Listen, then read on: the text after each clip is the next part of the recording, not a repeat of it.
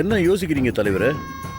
இல்ல, காலையில தான் முதலமைச்சர் கிட்ட நாம 2 பேரும் இணைஞ்சிருக்கிறதால ஏற்பட்டிருக்கிற பரபரப்பை பத்தியும் அடுத்த எம்பி எலெக்ஷன்ல இத்தனை சீட் கேரண்டியா வரும்னு அலையன்ஸ் பத்தி பேசிட்டு வந்தேன். அதுக்குள்ள இப்படி ஒரு விஷயம் பூதாகரமா வந்து நிக்குதே. உங்க புகழையும் செல்வாக்கியும் பொறுக்க முடியாம யாராவது உங்க பொண்ணோட வாழ்க்கையில இப்படி விளையாடுறாங்களா தலைவரே? அப்படி ஏமால ஆத்திரமா இருந்தது அந்த மாங்காத்தல மணி மட்டும்தான். அவனையும் தான் போட்டு தள்ளிட்டாங்களே. ஒருவேளை அவன் செத்தத்துக்கு நாம தான் காரணம்னு நினைச்சு நம்மள பழி வாங்கறதுக்காக அந்த குரூப் அனுப்புன ஆளுதான் இந்த செபாஸ்டியனா இருக்குமோ?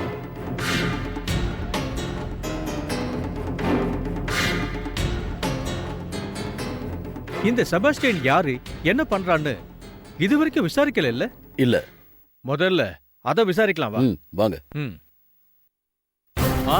ஓகே ஓகே, சரி சரி, தேங்க்யூ. நான் அப்புறமா உங்ககிட்ட பேசுறேன். Thank you sir. என்ன நேத்ரன், யாருக்கு ஃபோன் பண்ணிட்டு இருக்க?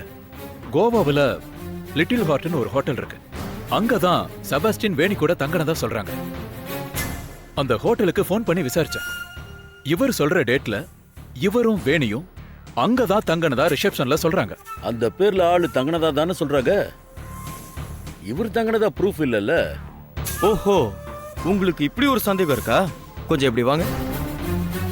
அப்படின்னா நீங்க இப்பவே நேரா கோவாக்கு புறப்பட்டு போங்க. போகும்போது என் போட்டோவையும் வேணி போட்டோவையும் எடுத்துட்டு போய் அங்க விசாரிச்சு பாருங்க. அதுலயும் ரூம் நம்பர் 557ல ரூம் பேரர் வாசிம்னு ஒரு பையன் இருப்பான்.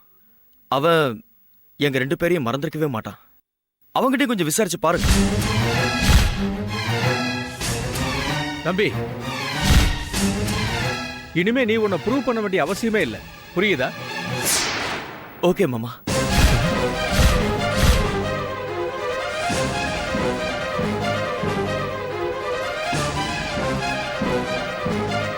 நீ என்ன பண்ற தம்பி?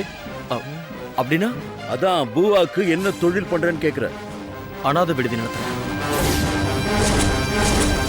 அனாதை விடுதியா? ஆமா. அத நடத்தி எங்க பொண்ணுக்கு சாப்பாடு எப்படி போடுவ? அதெல்லாம் என் மாமா பாத்துக்குவாருன்னு வேணி சொல்லியிருக்கா.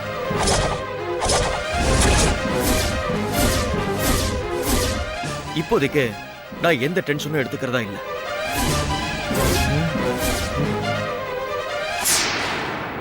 வேணி மாமாவுக்கு ஒரே பொண்ணு. அவளை கண் கலங்காம ஒரு பூவை பாத்துக்கிற மாதிரி தம்பி, உன் அனாதை விடுதியோட அட்ரஸ் சொல்லு.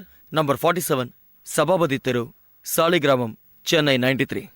ஏசிபி, அவ சொன்ன அட்ரஸ் தெரியுமா? தெரியும் சார்.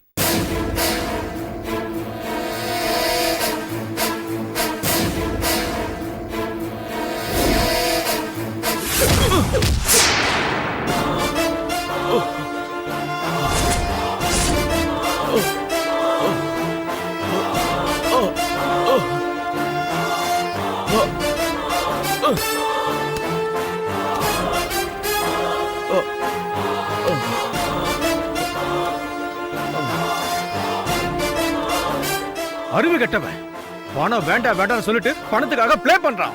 ஏசிபி சார், இவன் அட்ரஸ்க்கு போயிட்டு இவன் யாரு என்னன்னு விசாரிங்க. Yes sir. போகும்போது அந்த போட்டோவையும் எடுத்துட்டு போங்க. அங்க வேணியா இருக்காது தெரியுமான்னு கேட்டு விசாரிங்க. Okay sir.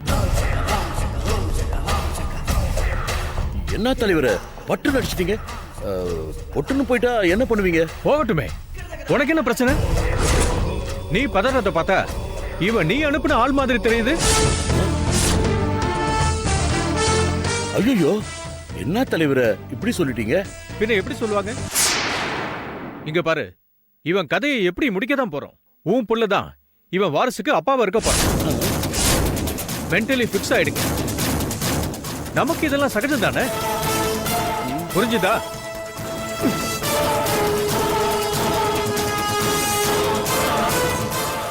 என்னப்பா கதை எப்படி திரும்புது? அதான்டா எனக்கு ஒண்ணுமே புரியல. இது நானே எதிர்பார்க்காத ட்விஸ்ட்.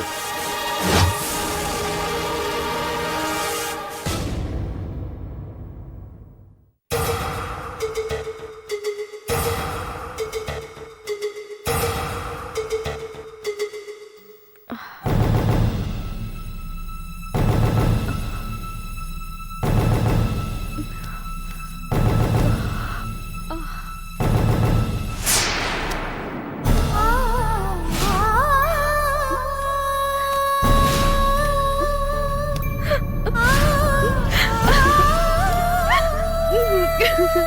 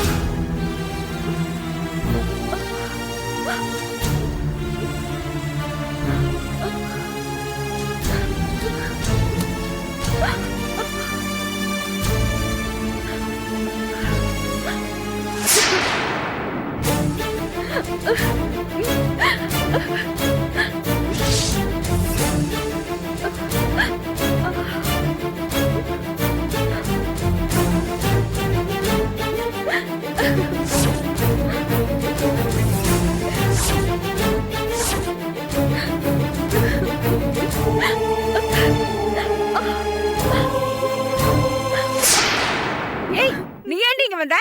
ஏய், நீ சும்மா இரு. ஆ? ஐயோ. ஏய், நீ தானடா இப்படி பண்ண? ஏன்டா இப்படி பண்ண? ஏன்டா இப்படி பண்ண? ஏய், நீ எல்லாம் ஒரு பொம்பளையா? சீ, ஏன்டா என் வாழ்க்கையை கெடுத்த?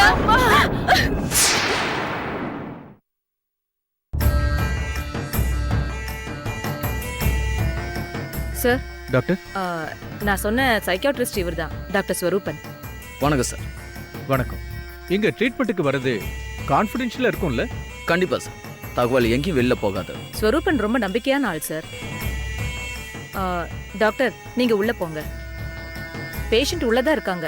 நான் எல்லாமே சொல்லியிருக்கேன். நீங்க உடனே பேச ஆரம்பிக்கலாம். Okay madam. தேங்க்யூ. நீங்க ஒன்றும் ஃபீல் பண்ணாதீங்க. நீங்க ஒன்றும் கவலைப்படாதீங்க. ஓகே டாக்டர், ரொம்ப தேங்க்ஸ். இப்போ எதுக்கு டாக்டர் சைக்காட்ரிஸ்ட ரெஃபர் பண்றீங்க? வேணிக்கு வந்திருக்கிற சிச்சுவேஷன் வாழ்க்கையில எந்த பொண்ணுக்குமே வரக்கூடாது. தாயறியாத சூழ் கிடையாதுன்னு சொல்லுவாங்க. ஆனா வேணிக்கே தெரியாம அவ கர்ப்பமா இருக்கான்னு நினைக்கும் போது உங்களுக்கு வேண்டாத யாரோ துல்லியமா திட்டம் போட்டு இந்த காரியத்தை பண்ணிருக்காங்க. அந்த எதிரிகளுக்கு செபாஸ்டியன் ஒரு பகடக்காயா ஆயிருக்கானோன்னு தோணுது.